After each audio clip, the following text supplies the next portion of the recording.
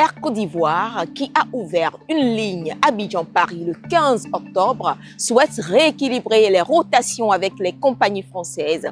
Corsair et Air France, jusque-là, détenaient le marché des vols directs Paris-Abidjan, avec une part majoritaire pour Air France. Plusieurs médias citent près d'1 million de voyageurs par jour, avec environ une vingtaine de trajets par semaine. Les négociations entre la Direction générale de l'aviation française et l'Agence nationale de l'aviation civile ivoirienne, entamées depuis quelques semaines, piétinent, notamment autour de l'attribution du droit de trafic, droit aérien.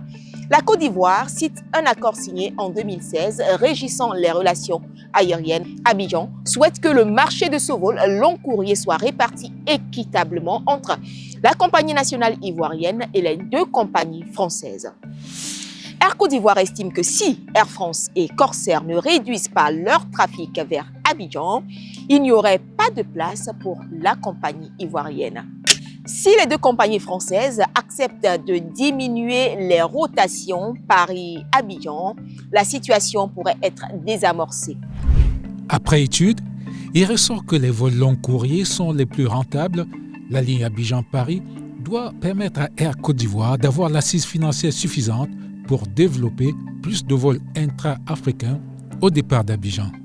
Afin de redistribuer les cartes de ce marché juteux, Air Côte d'Ivoire entend déployer une dizaine de vols hebdomadaires vers Paris. La compagnie s'est dotée également de 2 nouveaux Airbus.